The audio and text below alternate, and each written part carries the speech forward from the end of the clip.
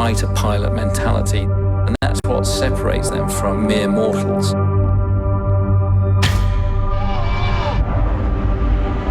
All I ever do is pray for a safe race.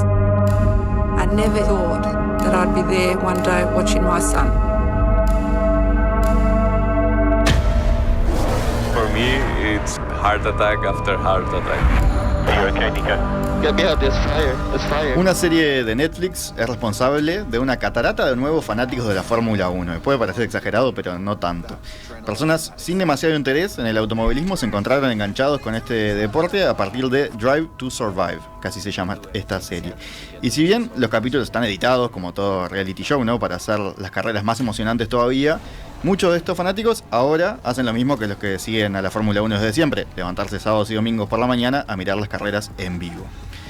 Drive to Survive estuvo en el primer lugar mundial de ranking de series y cada temporada supera en audiencia a la anterior, lo cual no es lo más habitual para las series de Netflix. Y en estos tiempos de guerra de streaming vamos a conocer más de ella, cuál es su atractivo, y para eso invitamos a una conocida de En Perspectiva, que ya estuviste ayer acá. Sí, 2 días seguidos. Sí. Pero ayer hablando ¿Qué te dio para los oyentes? Ayer hablando de temas nacionales, de política, y hoy de deportes, que es tu otro sombrero, ¿no?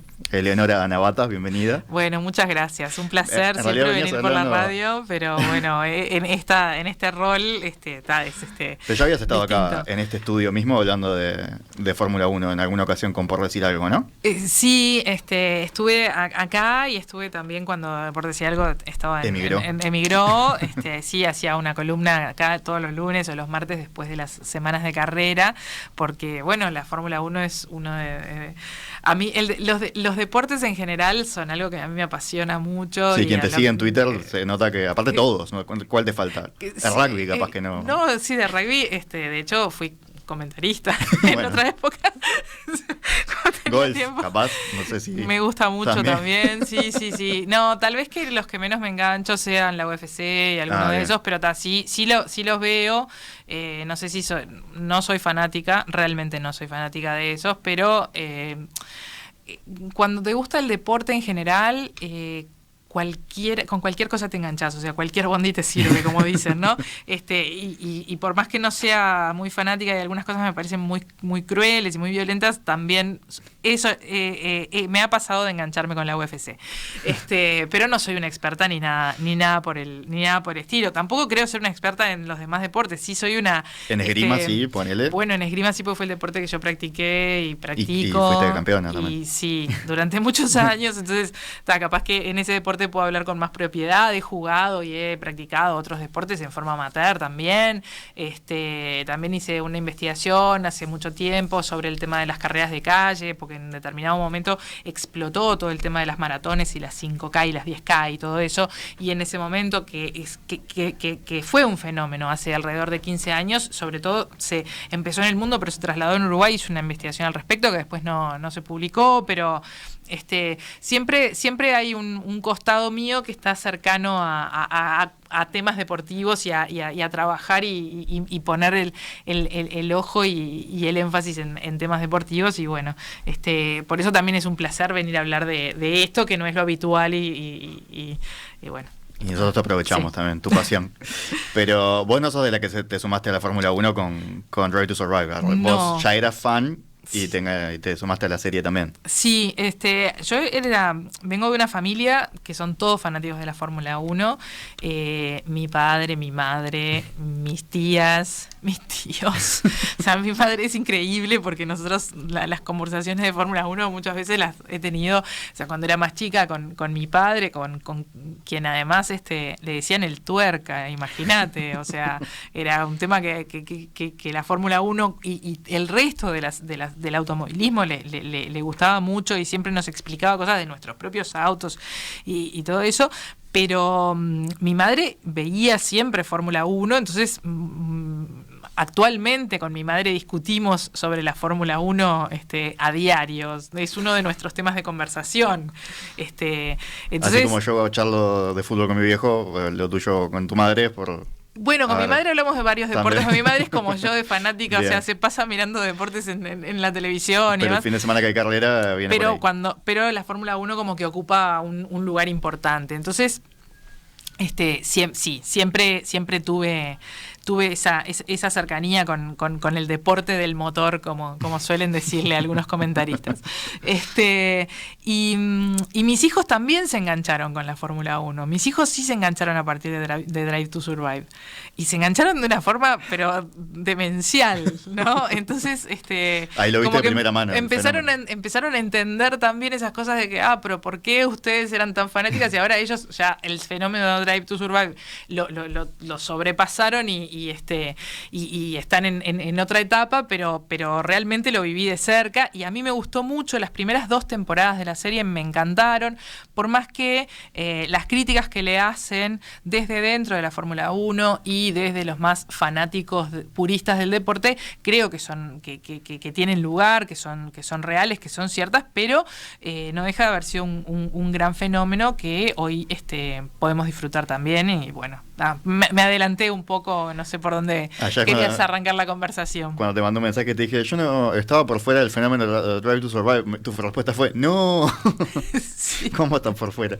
Pero capaz que podemos contar un poco cómo es la serie, ¿no? Porque no es, como decía yo, obviamente está editado, no es que son las carreras una tras la otra o algo así. No, justamente. Es como ellos, obviamente hay un contrato con la propia Fórmula 1, por lo que estuve leyendo además, la Fórmula 1 es una empresa y se vendió hace poco, y las personas que lo compraron tienen vínculos con el mundo del entretenimiento, no solo con el deporte. Entonces decidieron cómo llevarlo hacia esto, ¿no? Hacia tratar de venderlo más de lo que se vendía hasta ahora. La Fórmula 1 ha tenido en los últimos años grandes cambios vinculados a los contenidos audiovisuales. O sea, si bien la Fórmula 1 es algo como muy tradicional y que sostiene y mantiene muchos de esos valores tradicionales de las carreras de autos y de los 70 años, en el 2020 se cumplieron 70 años de las carreras de Fórmula 1 y del Mundial de Fórmula 1. En esos 70 años ha evolucionado. En estos últimos años ha habido como un empuje en la evolución de la Fórmula 1 a nivel audiovisual. La propia Fórmula 1, que es una empresa, como vos decís, tiene su marca y sus contenidos audiovisuales específicos, contenidos pagos. Vos podés pagar para ver, como si pagaras Netflix, podés pagar para ver los canales de la Fórmula 1, y por ejemplo si pagás esa suscripción, además de ver todas las carreras, todas las clasificaciones, todas las prácticas libres, también tenés cámaras que en las transmisiones no las tenés, o sea, tenés como un montón de contenidos además. Además ellos, y a esto se sumaron todos los equipos de la Fórmula 1 con la generación de mucho contenido en redes sociales, o sea, en todas las redes sociales, o sea, no solamente las más conocidas de Twitter, Instagram, historias de Instagram, TikTok, o sea, en todas las redes sociales la Fórmula 1 tiene una narrativa transmedia muy interesante, muy interesante, porque además hace lo que tiene que hacer, lo que hacen los que generan contenido transmedia en serio, no duplicar o triplicar o cuadriplicar un mismo contenido, sino que para cada plataforma tiene su propio contenido y su propia narrativa. Los equipos se han sumado a eso, las escuderías, las 10 escuderías que participan del Mundial de Fórmula 1 tienen mucho trabajo en comunicación y en redes sociales, muy interesante. A veces vos decís, ya me aburre que se hagan los cancheritos con tal cosa. Y bueno, si lo seguís habitualmente decís otra vez el mismo chiste, pero realmente hay un trabajo y hay una especialización en eso, y me parece que eso también, además de Drive to Survive y otras montón de movidas, es todo eso junto que genera que hoy el fenómeno de Fórmula 1 empiece a tener nuevos adeptos y nuevas personas que se están sumando a ver el deporte tradicional, pero que están entrando por estas otras puertas, que muchas veces, lo dice una persona que mira las carreras y que le gustan las carreras. O sea, yo a veces hasta miro cuando tengo tiempo, no siempre, porque muchas veces caen los viernes, miro hasta las prácticas libres, porque me gusta mucho, pero la realidad es que estos contenidos que te decía que se distribuyen por distintos tipos de redes y de canales y de plataformas, a veces son hasta más divertidos que una propia carrera. Nunca que una clasificación, pero que una propia carrera. Entonces, hay un mundo nuevo ahí que acercó a nuevos espectadores, sin duda. Y que es algo comprobado además, porque nosotros lo podemos ver en tus hijos, yo lo he visto con amigas, sobre todo, que no miraban esto y ahora Sí. miran, pero además está en Estados Unidos, que está medido. Estados Unidos tiene mucho automovilismo propio, ¿no? Y no Sí. consumía tanto Fórmula 1, que No. es más bien europea, ¿no? Si bien hay carreras por todo el mundo, Bueno, es más bien como las pistas más famosas, todos están en Europa, ¿no? es así, es lo que vos decís. Estados Unidos con Drive to Survive incrementó... Duplicó el rating, por lo que vi en Fórmula 1. Incrementó muchísimo, duplicó las personas que veían Fórmula 1. Tengo algunos números de Estados Unidos. En esto de las nuevas personas que se suman a la Fórmula 1, por ejemplo, en las mujeres era el 10% de las mujeres veían que el 10% de la audiencia de la Fórmula 1 eran mujeres y después de Drive to Survive se vio que era el 18%. O sea, se midió y era el 18%. Por lo tanto, incrementó ese público ahí. Los jóvenes también entraron mucho por Drive to Survive. Duplicó la audiencia. Generó un fenómeno. Hay un gran premio muy histórico de Estados Unidos que se corre en Austin, Texas, que es el gran premio de Estados Unidos, y algunos años no se ha corrido, pero es uno de los premios de las carreras más características del circuito y que se corre todos los años. Pero en Estados Unidos tiene muchísima predominancia el IndyCar y NASCAR, otro tipo de carreras. Otro tipo de carreras. Con esto de la Fórmula 1, Austin volvió a ser uno de los grandes premios que más entradas vendió en todo el fin de semana, en la temporada pasada, por ejemplo. Y además se sumaron Miami, con un gran premio espectacular que se corrió por primera vez este año, y el año que viene se suma Las Vegas. O sea que Estados Unidos va a tener 3 grandes premios de Fórmula 1 en el cronograma anual, algo que es inédito, es increíble que haya sido así el fenómeno. Y después hay otra... Los Yankees ven plata y no hay nadie más rápido. Creo, ¿no? Que sí. No, y bueno, y también, Ni Charles Leclerc también saben... está más rápido. Me tengo que poner de pie cuando lo nombras.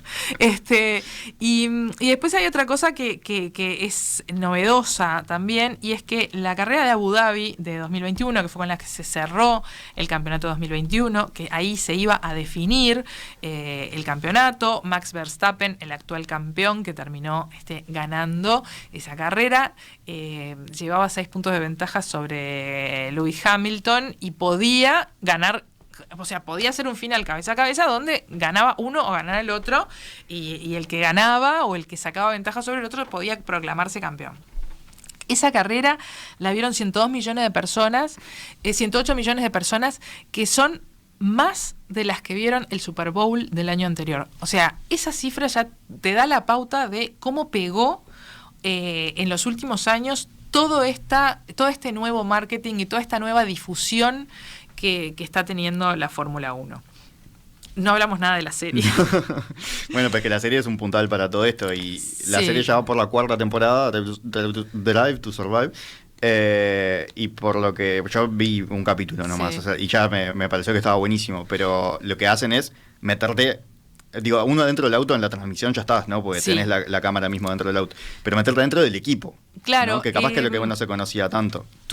Drive to Survive tuvo un enorme mérito que fue lograr ese contrato para lograr los accesos que logró. En la primera Porque- temporada Mercedes y Ferrari no quisieron, ¿no? Pero ya después vieron Pero y después dijeron, vieron, sí. Pero después también hubo gente que dijo, no, yo de este circo no participo, como el actual campeón del mundo. Que no les da entrevistas y demás. Pero se metió, ahí va, en los garages.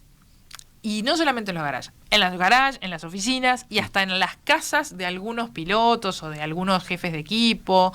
Entonces te empezó a mostrar más de cerca todo ese fenómeno. No lo hace cronológicamente, si bien empieza así con el principio de la temporada, de repente en los capítulos salta a carreras que son más adelante y vuelve para atrás. O sea, no la serie se termina de editar una vez que se terminó el campeonato. O sea, la primera temporada de la serie, que salió en 2019, cubrió todo el campeonato mundial de 2018. Entonces, después que termina el campeonato, ya ahí empiezan ellos a armar lo que va a ser el guión de la serie, ¿no? Y la narrativa de la serie. ¿Qué se le critica? O sea, todo esto que muestra es muy real, pero también hay cosas que son, yo no te digo ficcionadas, pero sí armadas. Y el reality show es así. Que es el fenómeno del reality. Y pasa que algunas Dramatizado, capaz que personas, es como ¿no? muy dramatizada, algunas personas de la Fórmula 1 dicen, no, pará, esto es mentira, esto no es así. No somos tan rivales, ¿no?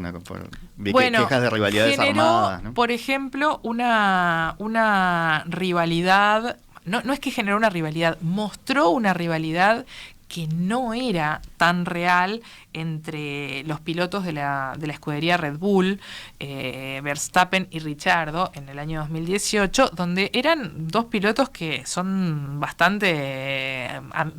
que son amigos, muy amigos, de esos que son además cercanos, de los que inclusive los fans hablan de bromance y qué sé yo, porque están muchos juntos, se divierten juntos, y vos veías la serie y creías que se odiaban, y en realidad no era algo así. Pasa que era como mostrar a Verstappen que era el que venía en ascendencia, ¿no? Como sí, esa está era bien. La narrativa. Vos usaste la palabra narrativa hace un rato y esa es la clave, ¿no? Esa es la clave. Para pero contar bueno, esto hay que ponerle acá, conflicto. Verstappen dijo, yo de esta serie no participo, y no les da notas porque generaron una cosa con alguien que era mi amigo, todo eso que no daba. Y bueno, después generaron Eso suma esas... también igual, suma algún ingrediente de... Generaron otras... intrusos, ¿no? Intrusos en la Fórmula 1. Re intrusos en la Fórmula 1. Generaron otras rivalidades, como por ejemplo, o intentaron mostrar como que podía haber una mala onda entre Leclerc y Vettel en Ferrari, y en realidad lo que estaba mal era todo Ferrari, no Leclerc y Vettel, ¿no? O sea, llevaron al lugar de los pilotos decisiones del equipo y comportamientos del equipo donde ellos poco tenían que ver, y después cuando uno ve cómo son, y lo que es Vettel, que es una de esas personas de las que capaz que te dicen que tenés que elegir una cena con 3 personas vivas o muertas de la historia, no sé si Vettel no está en esas 3. No, por eso digo, un capo, y Leclerc te das cuenta que es una persona divina también, y sin embargo ahí hubo como un chascarrillo que no estaba bueno. Después hicieron lo mismo en la última temporada con Ricciardo y Lando Norris, intentando plantar el mismo esquema que con Verstappen y Ricciardo en la primera temporada. Creo que no fue, o sea, que no llegó a tener el impacto que tuvo la primera.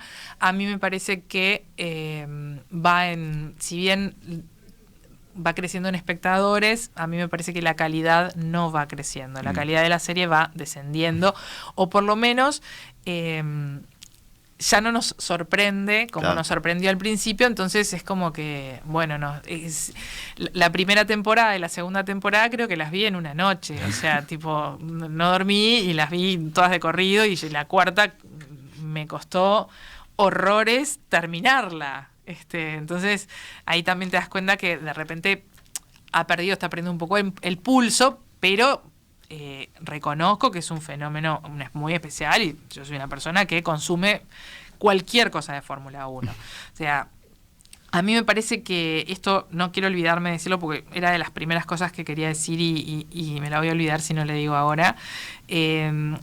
La Fórmula 1 puso en lenguaje y en códigos populares algo que era muy de nicho.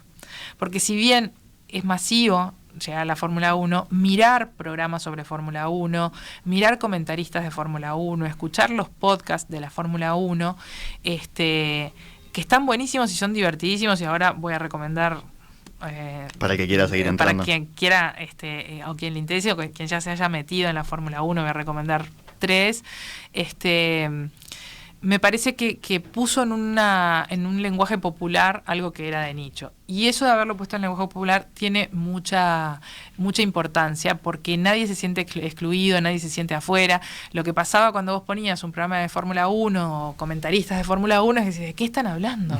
Porque también hay una tendencia en la gente que está muy, muy, muy freak con la Fórmula 1 de hablar de cosas milimétricas que pasan en un alerón, ¿viste?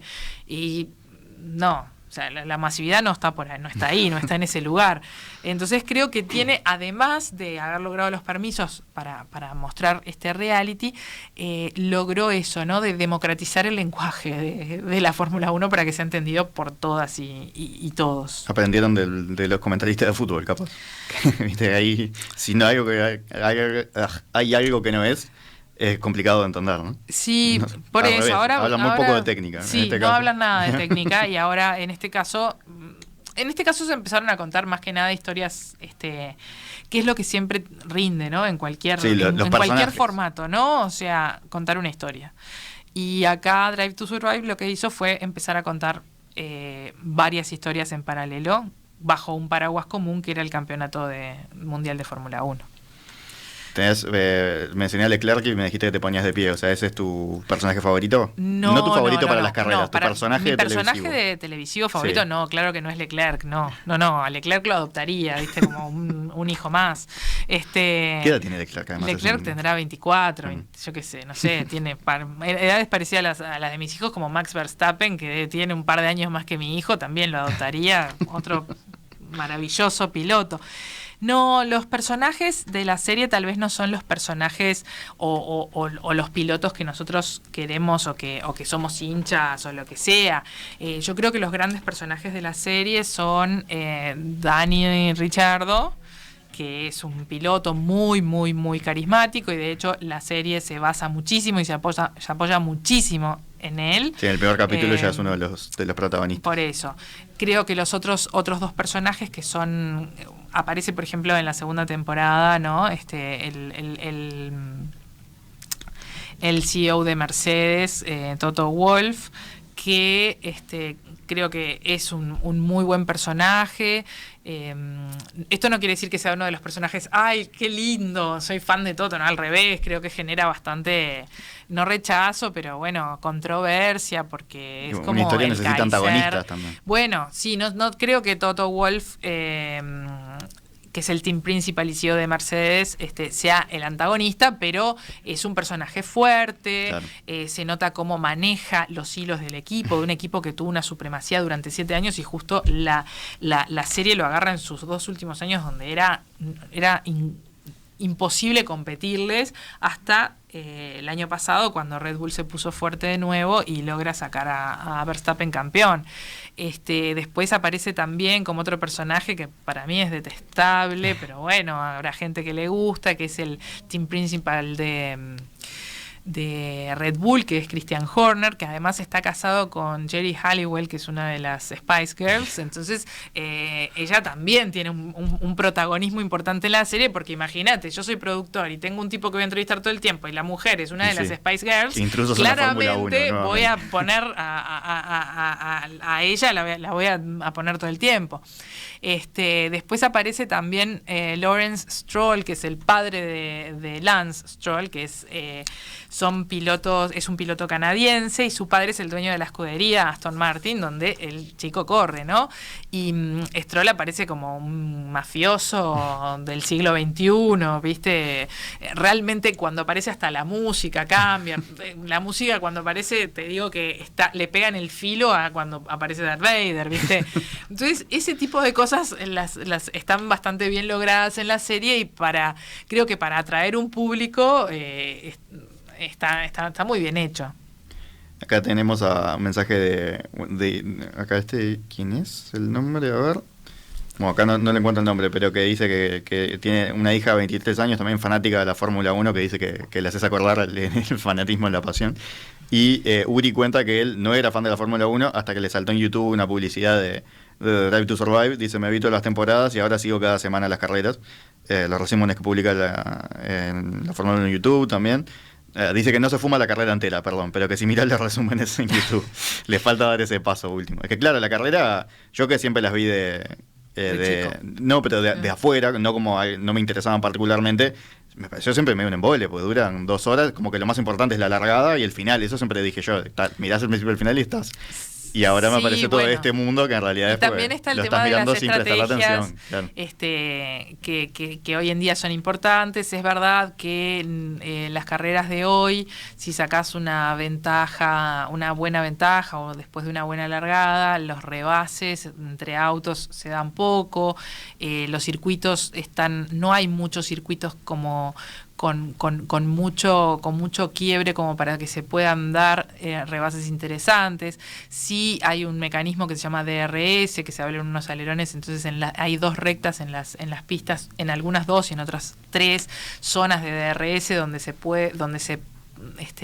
hay posibilidad de pasar en la recta por la utilización de justamente el mecanismo pero sí, es posible que no veas esas carreras donde se estén pasando todo el tiempo en la pista, o a veces lo que nos pasa también a los fanáticos de la Fórmula 1 es que estamos totalmente concentrados en una pelea por el 10º puesto, por el 9º, porque hay un trencito de autos que está ahí y nos importa más eso que quién va adelante, porque de repente ya está bastante definido. Entonces también hay que empezar a mirar esas cosas y no te vas a aburrir con la carrera completa. Porque ahí en esas pequeñas peleas está para escuderías más chicas, capaz que entrar en el top 10 les cambia la pisada, ¿no? Sí, tal cual. Escuderías más chicas y no tanto. O sea, a veces las escuderías grandes tuvieron algún tipo de problema o se equivocaron en la estrategia o lo que sea, y bueno, y sus pilotos quedan relegados a esas posiciones.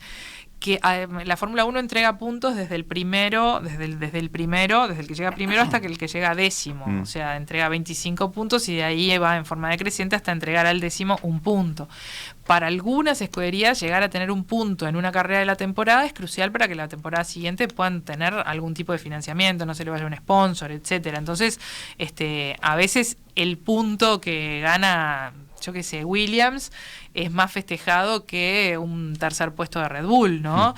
Y ese tipo de cosas también es que una vez que estás metido en todo esto, ¿por qué es tan importante? ¿Por qué es tan importante? Aplauden tanto que cuando Russell corría para Williams, Russell pasara a Q3, que es la tercera etapa de la clasificación, que es la que arma la grilla de partida. Y bueno, porque no es habitual que un Williams entre en Q3. Entonces, cuando eso pasaba, era la noticia de la semana. De hecho, en la última carrera, la del fin de semana, el piloto del día se lo dieron a Nick de Vries. Nick de Vries fue su primera carrera en Fórmula 1 porque Alex Albon, un piloto de Williams, tuvo apendicitis el sábado de noche. Entonces el sábado de noche lo llamaron y le dijeron a de Vries: mirá, tenés que correr mañana.